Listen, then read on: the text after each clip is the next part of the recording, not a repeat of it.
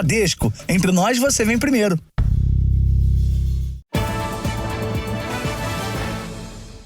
Boa noite. Boa noite. Mais de 5.000 pessoas foram presas por tráfico de drogas nos aeroportos brasileiros nos últimos 10 anos. E, nesse período, mais de 30 toneladas de cocaína e maconha foram apreendidas. O Aeroporto Internacional de São Paulo é a principal rota aérea de saída de entorpecentes do Brasil. Só no primeiro semestre desse ano, a Polícia Federal encontrou mais de 1,5 tonelada de cocaína com passageiros.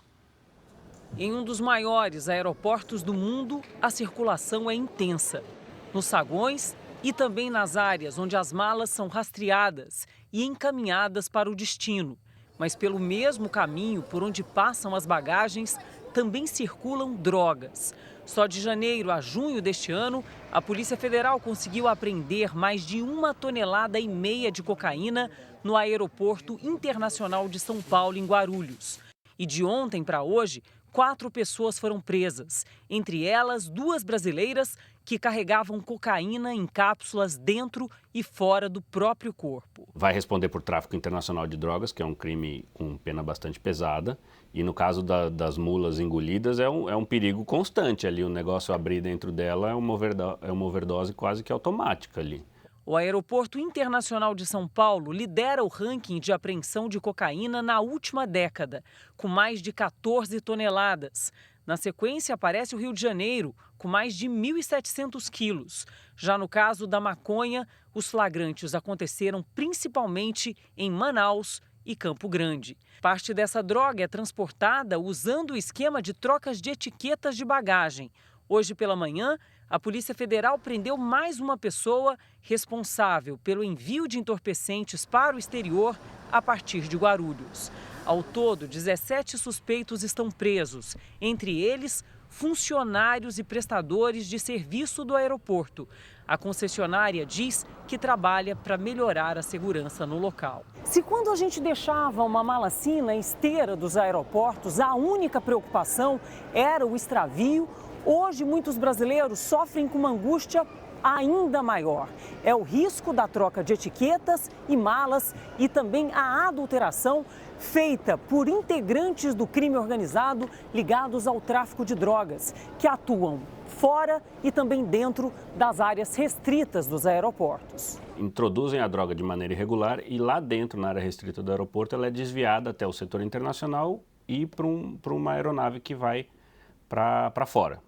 O esquema tem aumentado o receio entre os passageiros. A Fabiola não economiza nos cuidados. Estou marcando meu nome aqui já também na mala para poder saber que chega lá. Eu tenho que reconhecer que está como eu deixei. O cadeado eu coloco agora, eu não colocava antes. Mas a Polícia Federal lembra que a prevenção não é responsabilidade dos passageiros. Isso é responsabilidade da empresa aérea garantir, né? Você está pagando por um serviço. A gente faz ali pelo medo, mas também não garante. Veja agora outros destaques do dia. Quadrilhas já enganam devedores que tentam acertar as contas por meio do programa Desenrola Brasil. Governo prevê menos inflação e maior crescimento da economia brasileira. Ministério da Fazenda diz que país gasta mais com juros do que com saúde e educação. Oposição pede o impeachment do ministro Luiz Roberto Barroso do Supremo Tribunal Federal. Na série especial, o perfil exclusivo dos homens que agridem mulheres.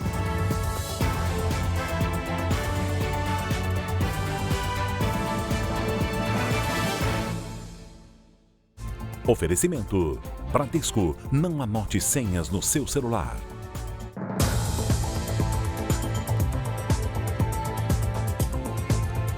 O Jornal da Record faz um alerta. Falsos anúncios oferecem vantagens no programa Desenrola do governo federal. As publicações cobram taxas e ainda usam dados pessoais das vítimas. Vale lembrar que os acordos do Desenrola são feitos diretamente com as instituições financeiras e sem intermediários. Os falsos anúncios estão por toda parte e têm como alvo pessoas que querem usar o programa do governo federal para quitar dívidas atrasadas.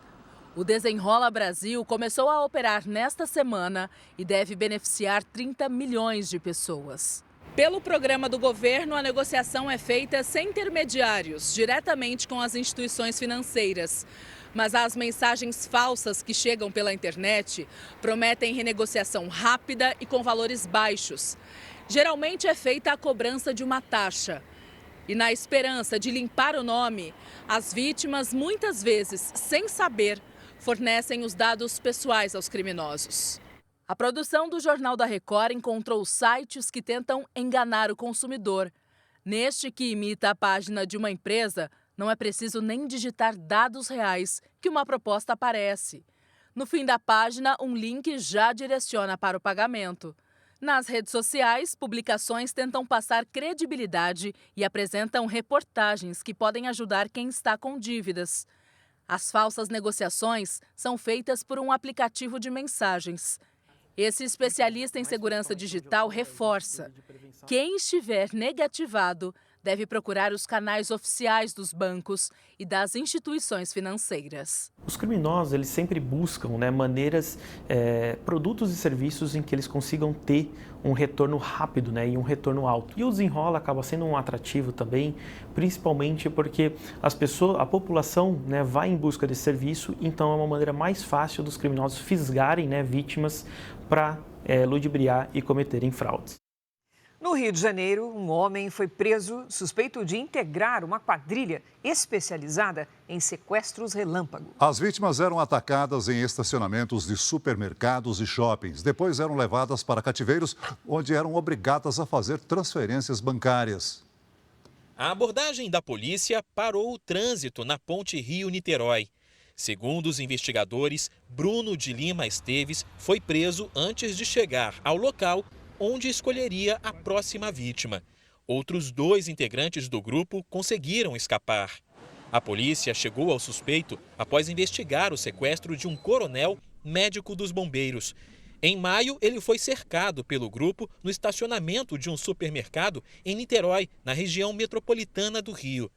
As câmeras de segurança registraram quando o carro da vítima sai entre os veículos dos criminosos. A quadrilha foi flagrada seguindo com a vítima em direção ao cativeiro, localizado no Complexo da Maré, na zona norte do Rio. Na comunidade, o motorista foi forçado a fazer transferências bancárias.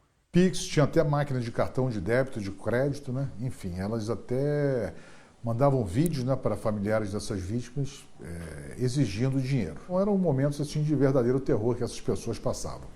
Segundo a polícia, pelo menos 5 pessoas sofreram o chamado sequestro do Pix. Somado, o prejuízo passa dos R$300 mil. Os carros das vítimas eram ainda clonados e enviados aqui do Complexo da Maré para estados do Nordeste e também para o Paraguai, onde eram trocados por drogas. As investigações apontam que mais pessoas fazem parte do esquema. Em 5 meses, 48 sequestros relâmpago foram registrados no estado do Rio, uma média de 10 casos por mês. O Ministério Público denunciou o casal dono de uma escola em São Paulo, onde crianças foram amarradas e agredidas. Os proprietários estão presos desde o mês passado e vão responder por tortura. O incêndio destruiu 26 bugs na Grande Natal. Não se sabe o que provocou o incêndio. A polícia investiga o caso. Não houve feridos. Uma câmera de segurança registrou o momento em que um carro de luxo sai da pista e passa por cima de uma casa em São José dos Pinhais, no Paraná. O motorista de 19 anos ficou ferido. 2 crianças que estavam na casa não se feriram. Uma pessoa morreu e 2 ficaram feridas num acidente em Nova Londrina, no Paraná. O impacto foi tão forte que um carro partiu ao meio. A rodovia foi interditada por risco de explosão. Um helicóptero foi usado no socorro às vítimas. O presidente Lula fez hoje um balanço dos encontros com os líderes da União Europeia e disse que nunca viu o bloco econômico tão interessado na América Latina. Antes de retornar ao Brasil, Lula visitou a África. O presidente Lula fez uma breve parada em Cabo Verde para abastecer o avião e foi recebido no aeroporto pelo presidente José Maria Neves. Lula falou que quer retomar a boa e produtiva relação do Brasil com o continente africano e reforçou o compromisso do Brasil com a democracia. Esta é a primeira viagem de Lula à África no atual mandato. O encontro acontece depois de 2 dias intensos de reuniões de representantes da América Latina e da União Europeia na Bélgica. O último compromisso em Bruxelas foi uma entrevista coletiva hoje pela manhã. Lula fez um balanço dos encontros com a União Europeia e disse que o bloco nunca esteve tão interessado na América Latina como agora. Segundo o presidente, a resposta às exigências apresentadas ao Mercosul vai ser enviada em até 3 semanas. Mas Lula chamou de agressivo o documento que prometeu sanções no caso de descumprimento de regras ambientais. A Europa tinha feito uma carta agressiva.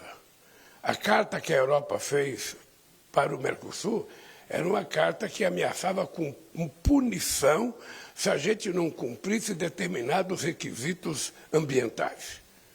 E a gente disse para a União Europeia que 2 parceiros estratégicos não discutem com ameaças. A riqueza da negociação é que alguém tem que ceder.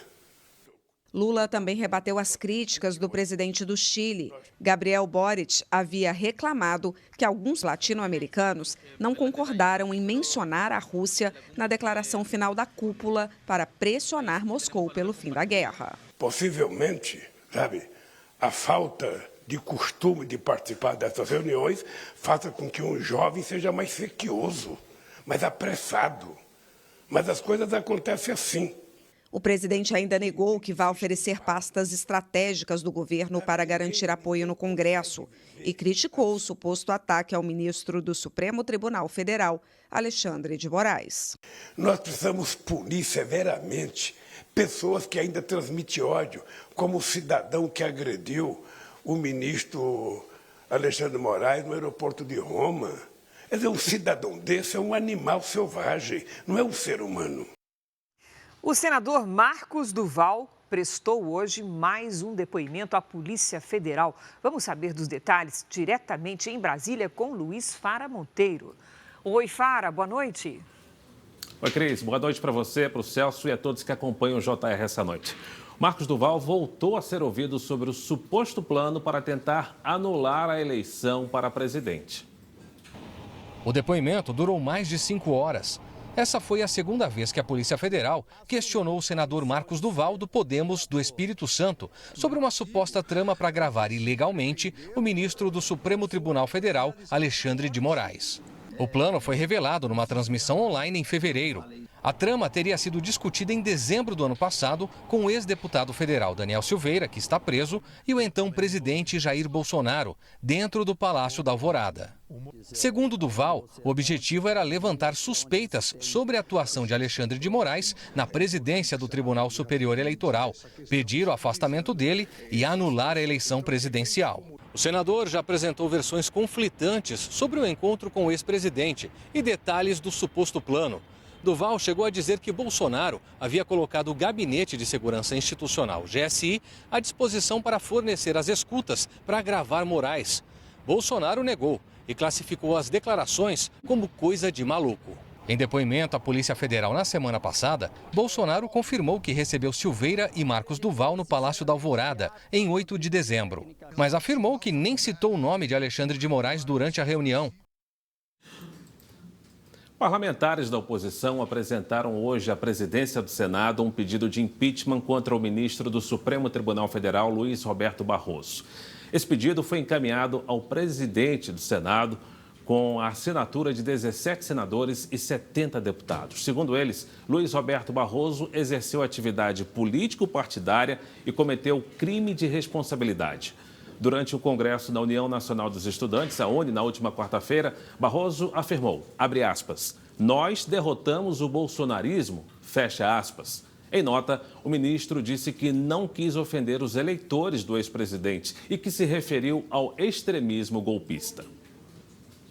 Eu conversei hoje com o ministro-chefe da Casa Civil, Rui Costa. Ele falou durante o JR Entrevista sobre a entrada do Centrão no governo, a CPI do MST, o novo PAC e a taxa de juros. O presidente já confirmou que vai acomodar o Centrão no governo. Isso vai melhorar a articulação política e a relação com o Congresso Nacional? Olha, o presidente já disse publicamente que está refletindo para incorporar mais forças políticas no seu governo. Isso é bom, porque demonstra que o governo está dando certo, o povo está percebendo isso, e quando o time está ganhando, ele cresce o número de torcedores e pessoas querendo participar. E o presidente vai acolher novos membros de forças políticas para compor o seu governo e, portanto, melhorar a sua força e agilizar a implementação das políticas públicas que precisa para transformar a vida das pessoas. Ministro, agora falando um pouquinho mais de relação política com o Congresso, é verdade que o governo teme que o senhor seja convocado para a CPI do MST? Como é que o senhor vê essa comissão parlamentar que se desenrola lá no Congresso? Eu acho que é o momento da gente distensionar o país. Acho que as pessoas, o trabalhador, a trabalhadora, a dona de casa, a mãe de família que está nos assistindo, o que ela quer é que todo mundo se esforce para gerar emprego, para poder melhorar a vida das pessoas, melhorar a educação, melhorar a saúde. A população, em geral, não gosta de ver os políticos brigando, porque ela percebe o seguinte: essa briga aí não vai me ajudar. Por isso o slogan do presidente, união e reconstrução. É hora de unir o país, de todo mundo voltar a se dedicar, a trabalhar, a ter como foco cuidar de gente, cuidar das pessoas. Um governo e um país tem que cuidar das pessoas.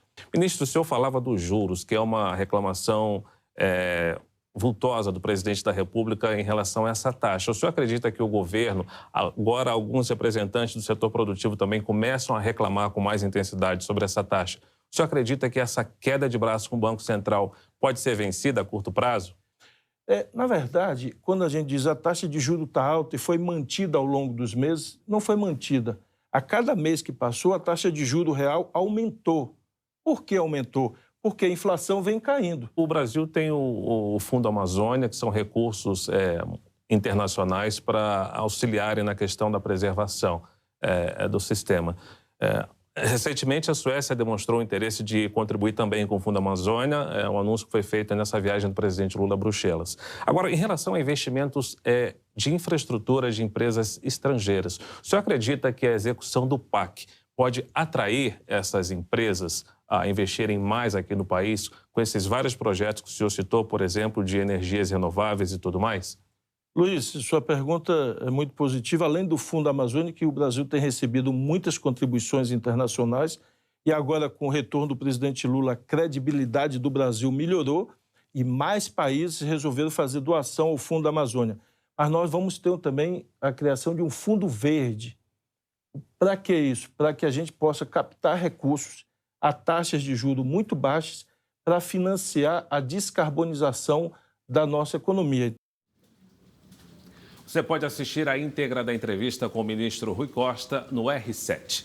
Essas foram as principais notícias do dia aqui em Brasília. Cris e Celso. Obrigado, Fara. Veja a seguir, surfista brasileiro Felipe Toledo conquista vaga nas Olimpíadas de Paris 2024. Família diz que a academia recusou matrícula de jovem ao saber que ele tem um transtorno do espectro autista. Na série especial, o perfil dos homens que já cometeram violência contra a mulher. Conversamos com agressores que se arrependeram e agora tentam mudar o comportamento.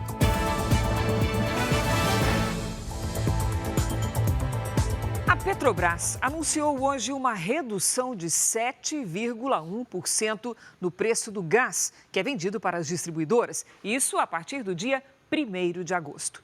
No ano, o preço do gás para as distribuidoras acumula uma queda de 25%. A Petrobras diz que a medida foi possível por causa da queda das cotações do petróleo e do dólar, mas salienta que essa redução não se refere ao gás de cozinha, que é vendido para o consumidor. O valor cobrado pelo GLP depende dos estoques das distribuidoras e também dos impostos. A presidente do Supremo Tribunal Federal, ministra Rosa Weber, lançou nesta quarta-feira a primeira Constituição da história do Brasil, traduzida para uma língua indígena. O lançamento foi em São Gabriel da Cachoeira, no Amazonas. O idioma escolhido foi o projeto foi o Nhangatu, conhecido como o Tupi moderno. A ministra Rosa Weber destacou que a tradução representa um momento histórico e símbolo do compromisso de que todos os povos indígenas tenham acesso à justiça.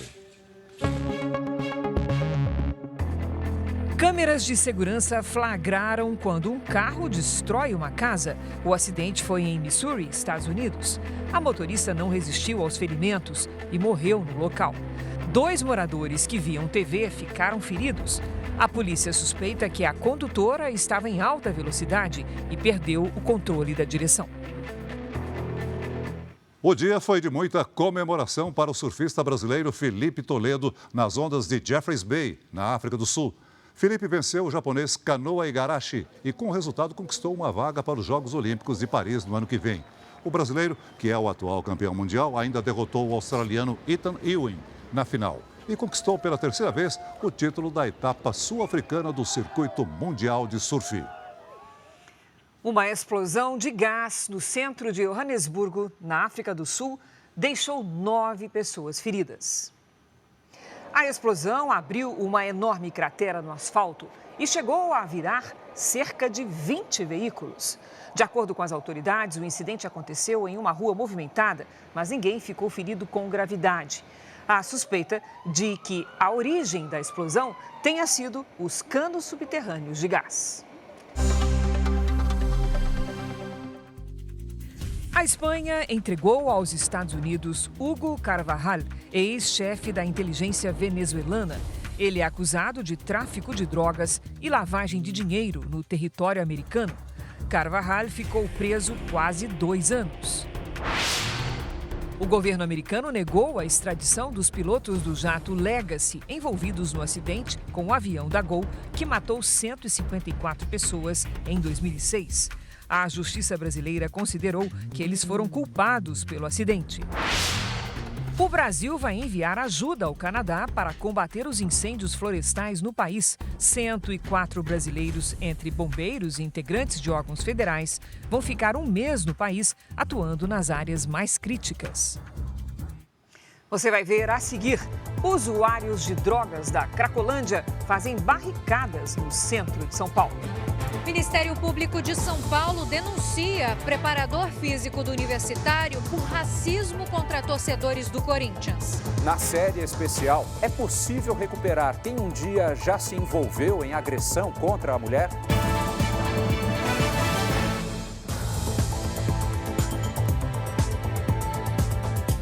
O Ministério Público de São Paulo ofereceu denúncia contra o preparador físico do Clube Universitário do Peru por racismo e promoção de tumulto em evento esportivo. Ele está preso há uma semana. Numa partida pela Copa Sul-Americana, ele imitou um macaco para ofender torcedores do Corinthians. A Justiça ainda não decidiu se vai acatar o pedido da Promotoria de São Paulo contra o uruguaio Sebastián Avelino Vargas. O Ministério Público ainda pediu que a prisão do preparador seja mantida. No documento, o promotor Pedro Henrique Pavanelli Lima destaca que a prisão cautelar se mostra indispensável no contexto de atos de ódio gravíssimos e que há prova da existência do crime e indícios suficientes de autoria. Sebastián Vargas foi gravado pelo circuito interno da Arena do Corinthians. Nas imagens, ele aparece imitando um macaco na direção dos torcedores. O preparador foi preso em flagrante e um dia depois teve a prisão convertida em preventiva. A defesa do preparador físico pediu que a prisão seja revogada, mas ainda não se pronunciou sobre a denúncia do Ministério Público. Universitário e Corinthians voltaram a campo ontem no Peru pela Copa Sul-Americana. O clima no estádio do time em Lima era de tensão. O Universitário já tinha emitido uma nota contra a prisão do preparador físico. O estopim para a partida acabar em tumulto aconteceu durante a comemoração do segundo gol do Corinthians. Autor do gol, o meio-campo Rian, de 20 anos, tirou a camisa e mostrou para a torcida do Universitário. Houve empurra-empurra e a polícia precisou entrar no gramado para proteger os corintianos de objetos atirados da arquibancada. Eu queria fazer um pedido de desculpas por meu atleta, muito jovencito, ha hecho um gol importante e transcendeu a parte de futebol, pero é muito jovem. Há que aprender muito. A vitória do Corinthians por 2-1 eliminou o Universitário. O Corinthians agora enfrenta o Newell's Old Boys, da Argentina, nas oitavas de final. Uma Ferrari, avaliada em R$1.600.000, foi apreendida pela Receita Federal no Porto do Rio de Janeiro. O veículo foi retido após auditores fiscais detectarem uma possível fraude na importação. Além de documentos falsos, o cruzamento de dados revelou que o importador não teria capacidade financeira para a aquisição do carro de luxo. O veículo, que atinge velocidade de até 340 km por hora, agora vai ficar estacionado no depósito da alfândega. A Justiça ainda vai decidir o que fazer com o carro, que pode ser leiloado. No Rio de Janeiro, a família de um jovem de 22 anos acusa uma academia de ginástica de ter impedido que ele fizesse matrícula porque é autista. O caso foi parar na polícia. Uma vida mais saudável. Isso era o que o recepcionista de eventos Augusto, de 22 anos, e a mãe buscavam quando foram procurar uma academia em Copacabana, zona sul do Rio. Mas encontraram um obstáculo que não esperavam. Já estava sacando o cartão para poder fazer o pagamento e eu perguntei para ele, a academia tem professor que fique no salão para orientar os alunos? Tem sim. Ah, sim, porque o meu filho é autista e... então a gente não pode fazer a matrícula. O autismo pode comprometer em diferentes graus o comportamento social, a comunicação e a linguagem. O transtorno do espectro autista não impede que o Augusto ou que qualquer outra pessoa trabalhe, tenha relacionamentos afetivos ou realize atividades comuns do cotidiano, como, por exemplo, fazer exercícios em uma academia. Este é, inclusive, um direito garantido por lei. Segundo o Estatuto da Pessoa com Deficiência, o autista tem, abre aspas, direito à igualdade de oportunidades com as demais pessoas e não sofrerá nenhuma espécie de discriminação. Fecha aspas. Este advogado explica que casos como o do Augusto devem ser denunciados porque existe amparo legal. Tem um aspecto criminal que pode dar de 1 a 3 anos de multa à pessoa que praticou essa discriminação, teria direito ainda a uma reparação por danos morais. A academia negou ter impedido a matrícula do jovem. Disse que preza pela inclusão social, lamenta o ocorrido e que vai oferecer treinamento aos funcionários da unidade. A mãe de Augusto registrou o caso na delegacia. Ele se sentiu péssimo, né? Mas como ele tem um coração nobre, assim como todos os autistas que eu conheço, ele está em paz agora. Mais de 2.000 pessoas tiveram que ser retiradas da Crimeia após um incêndio atingir uma base militar russa. A península ucraniana foi anexada ilegalmente pelo governo russo em 2014. Uma coluna de fumaça podia ser vista de longe. A Rússia afirmou que o fogo atingiu uma base militar na Crimeia depois de um ataque da Ucrânia e prometeu retaliação.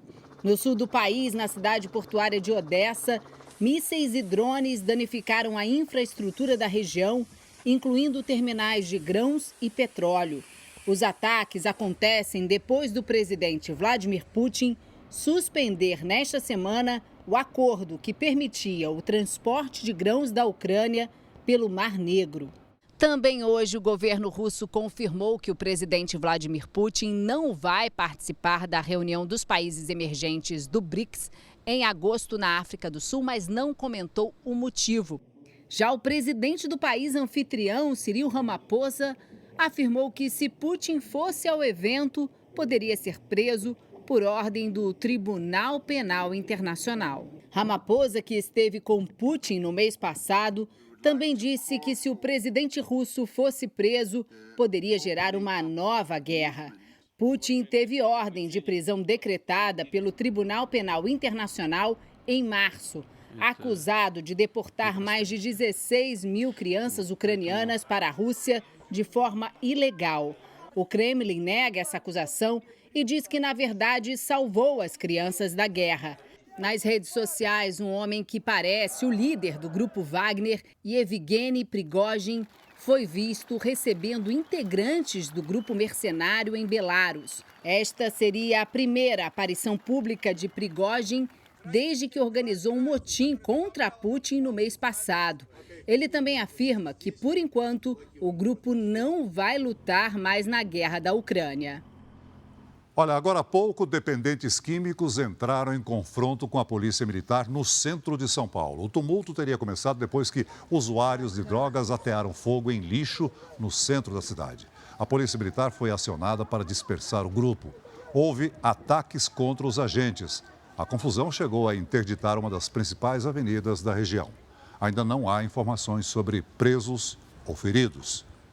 De acordo com moradores do centro de São Paulo, essa confusão na Cracolândia começou logo depois de uma ação de limpeza das ruas, que foi acompanhada pela Guarda Civil Metropolitana. O Ministério Público entende que a GCM tem usado o poder de polícia e extrapolado as suas funções originais na região central. Os promotores ingressaram com a ação contra o órgão. Assaltos, tráfico de drogas. O centro de São Paulo se tornou uma região perigosa, que as forças de segurança tentam controlar, cada uma com a função própria. A legislação brasileira separa as atribuições. De maneira simplificada, funciona assim: o patrulhamento ostensivo e a repressão das atividades criminosas cabem à Polícia Militar. A investigação dos delitos é de competência da Polícia Civil. Já as guardas municipais têm a função de proteger as instalações públicas e, quando preciso, atuar em apoio às outras forças de segurança.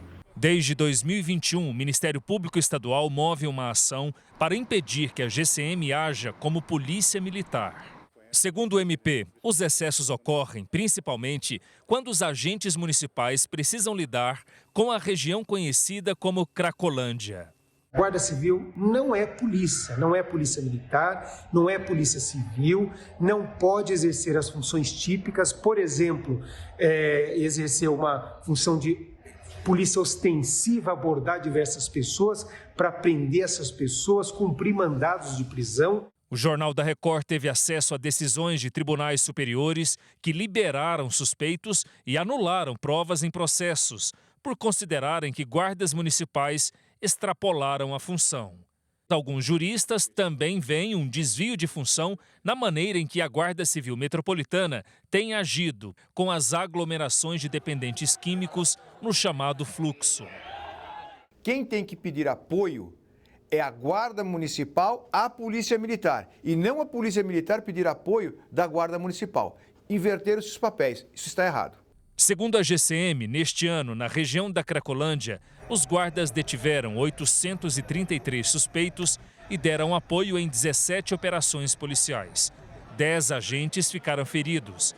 Os dados foram obtidos através da Lei de Acesso à Informação. Questionamos a GCM sobre a finalidade das ações em que participou. A corporação afirmou que age de acordo com a necessidade momentânea de controle do espaço público, de flagrante de tráfico de drogas e em apoios a outros órgãos.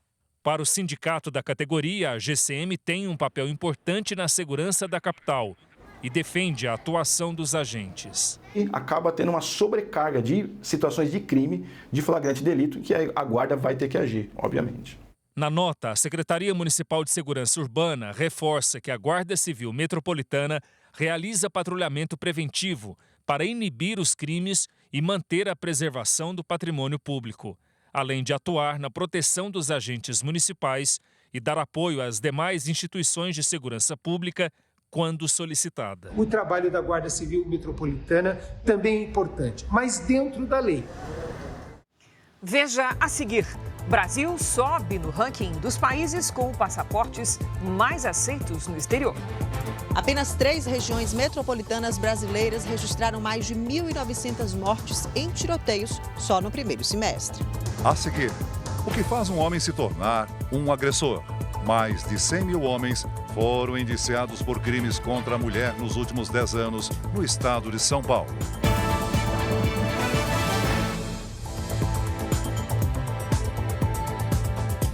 O governo revisou hoje as projeções para a economia brasileira. De acordo com os cálculos, o PIB deve crescer mais nesse ano e a inflação deve ficar abaixo do esperado. As novas previsões foram divulgadas pelo Ministério da Fazenda e são positivas. A expectativa de crescimento da economia este ano passou de 1,9% para 2,5%. O otimismo foi motivado pelo desempenho do primeiro trimestre, que foi melhor do que o esperado. O setor agropecuário deve crescer acima dos 2 dígitos. Outros destaques foram indústria e serviços. Para 2024, a estimativa de expansão econômica se manteve em 2,3%. Apesar da melhora nas projeções, para o ano que vem está prevista uma desaceleração. O recuo seria provocado por fatores externos. Segundo o Ministério da Fazenda, Estados Unidos e Europa devem manter os juros em patamares elevados. E a China deve ter um crescimento menor. Para o controle da inflação aqui no Brasil, esse cenário é considerado positivo. O índice de preços ao consumidor amplo, o IPCA, foi revisto para baixo. Agora, em 2023, a estimativa de inflação caiu de 5,5% para 4,8%. E para 2024, passou de 3,6% para 3,3%. O secretário de Política Econômica do Ministério da Fazenda cobrou o Banco Central e disse que não há razão técnica para que a taxa básica de juros esteja hoje em 13,75%. O gasto com juros nesse ano deve chegar a 680 bilhões de reais. Isso é maior do que o orçamento do Ministério da Educação, da Saúde e do Desenvolvimento Social juntos, somados. Ou seja, praticamente todo o gasto social do Brasil é inferior ao volume de pagamento de juros. O Brasil subiu uma posição no ranking de passaportes mais poderosos do mundo e agora ocupa a 19ª colocação. Esse ranking é feito com base na quantidade de países que um turista pode visitar sem a necessidade de tirar o visto. De 227 territórios mundiais, brasileiros têm acesso livre a 168. Ter um passaporte forte significa poder visitar o maior número de países sem a necessidade de visto. E de acordo com essa lista, atualmente, os cidadãos de Singapura têm o documento mais poderoso do mundo. Isso porque dá direito à entrada como turista em 192 países. Em segundo lugar estão os passaportes da Alemanha, Itália e Espanha.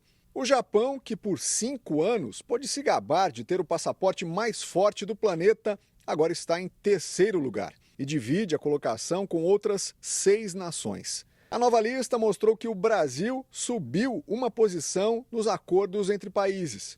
O passaporte brasileiro está em 19º lugar e dá direito à livre visitação em 168 países. Na nossa frente estão alguns vizinhos sul-americanos, como Chile e Argentina. Já o passaporte português está em 5º lugar. Na América do Norte, tem o Canadá em 7º e os Estados Unidos na 8ª posição. A responsável por esse levantamento é uma empresa britânica que usa como base informações do transporte aéreo internacional. A classificação é divulgada há 18 anos. E mais do que o sobe e desce, essa lista mostra que as nações estão mais dispostas a aceitar a entrada de estrangeiros. A média de países para onde turistas podem viajar passou de 56 nações em 2006 para 109 atualmente. No fim da lista de passaportes mais aceitos estão Afeganistão, Iraque e Síria.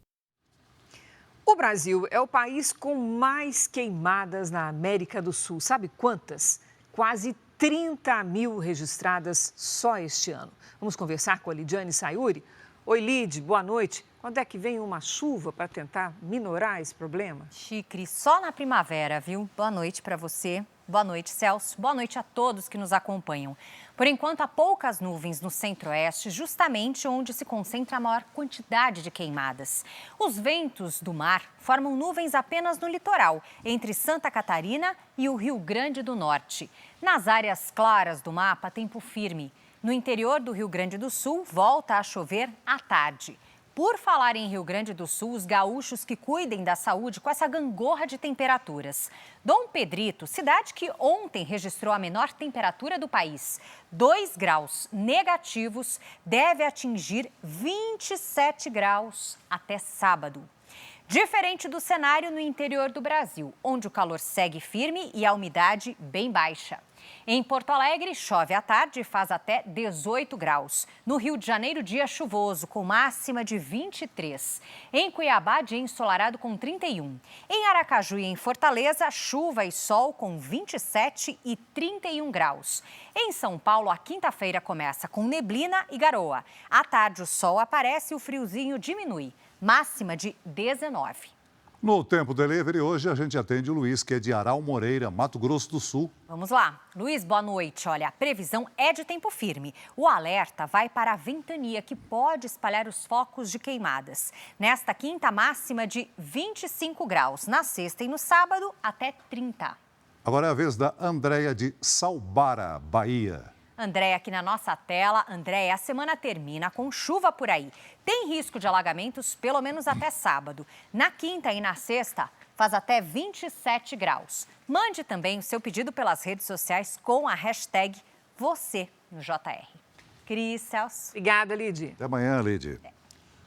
Pelo menos 3 pessoas morreram num tiroteio num prédio em obras na maior cidade da Nova Zelândia. O local é uma das sedes da Copa do Mundo Feminina, que começa amanhã. Segundo a imprensa local, um homem armado invadiu o prédio e efetuou disparos. Ele tentou se esconder, mas foi baleado pela polícia e morreu. Algumas ruas de Auckland foram fechadas. O prefeito da cidade pediu que os moradores e visitantes evitem a região central. Agora, um número alarmante. Nos primeiros 6 meses do ano, 3 regiões metropolitanas brasileiras registraram mais mortes por arma de fogo do que na guerra da Ucrânia. Há um mês, Geraldo e Fabiana buscam respostas para a morte do filho mais velho, Guilherme, de 17 anos. O adolescente estava com um primo quando foi baleado e morto na região metropolitana de Salvador. Na época, a polícia disse que fazia uma ronda quando houve uma troca de tiros, versão contestada pela família. Meu filho não estava armado, meu filho não tinha arma, meu filho nunca mexeu em arma. Isso é tudo mentira. O caso de Guilherme ainda é investigado. Segundo o Instituto Fogo Cruzado, a região metropolitana de Salvador teve 598 mortes por arma de fogo no primeiro semestre, o que representa um aumento de quase 20% em comparação ao mesmo período do ano passado. Apesar desse levantamento, os dados divulgados hoje pela Secretaria de Segurança Pública da Bahia sinalizam uma redução de 4,5% nos assassinatos em todo o estado. De acordo com o Fogo Cruzado, as regiões metropolitanas do Rio de Janeiro e Recife também registraram aumento nas mortes por arma de fogo. Tem mais de um fator influenciando. Um deles, com certeza, é a reorganização geográfica das organizações criminais, também a não reorientação da nossa política de segurança pública, que continua privilegiando o confronto. Isso nos mantém no ranking de muitos episódios de tiroteio e cada um desses episódios com altíssima letalidade. Ao todo, só nessas 3 regiões brasileiras foram mais de 1.900 mortes violentas nos 6 primeiros meses desse ano. Um número maior que em áreas de conflito. Segundo a ONU, só na Ucrânia, no mesmo período, morreram 1.051 civis. Nos últimos 10 anos, mais de 100 mil homens foram indiciados por crimes contra as mulheres no estado de São Paulo. Um levantamento exclusivo feito pela produção do Jornal da Record mostra o perfil destes agressores. Na nossa série especial, você vai ver também os depoimentos de homens que cumprem pena por violência doméstica e tentam mudar o comportamento.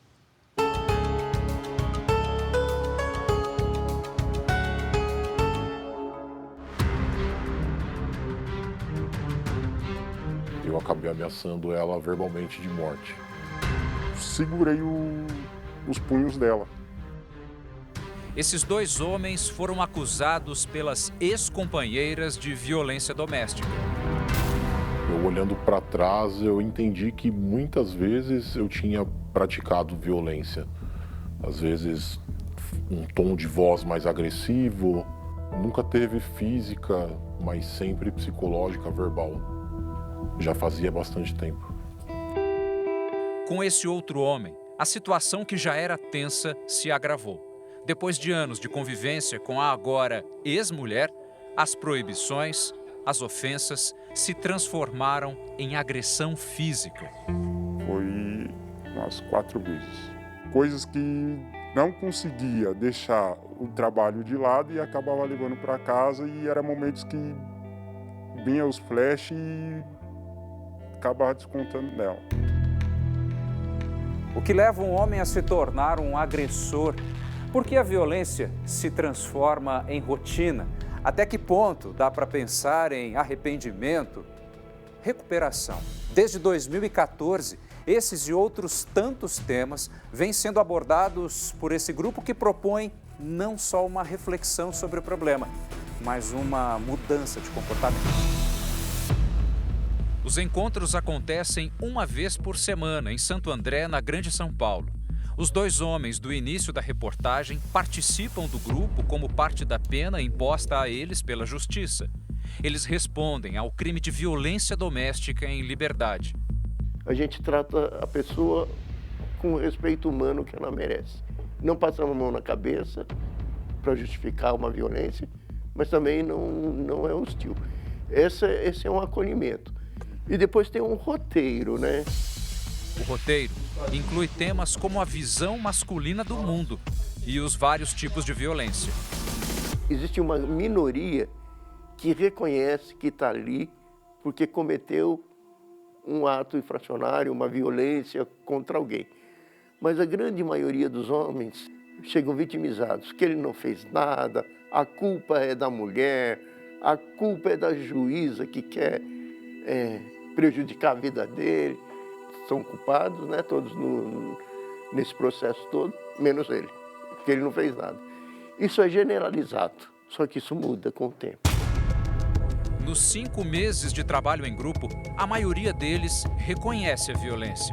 Eu, no primeiro momento, senti medo por ser uma coisa judicial. Mas depois eu entendi que eu estava dando a César o que é de César, pagando pelo meu erro. Seria uma forma de me redimir pela sociedade, perante a justiça. Um levantamento feito pela produção do Jornal da Record mostra o perfil desses agressores. Os dados são de boletins de ocorrência registrados nos últimos 10 anos nas delegacias do estado de São Paulo. Nesse período, mais de 100 mil homens foram indiciados por violência contra a mulher. A maioria não declara a cor, mas entre os que fazem, predomina a branca.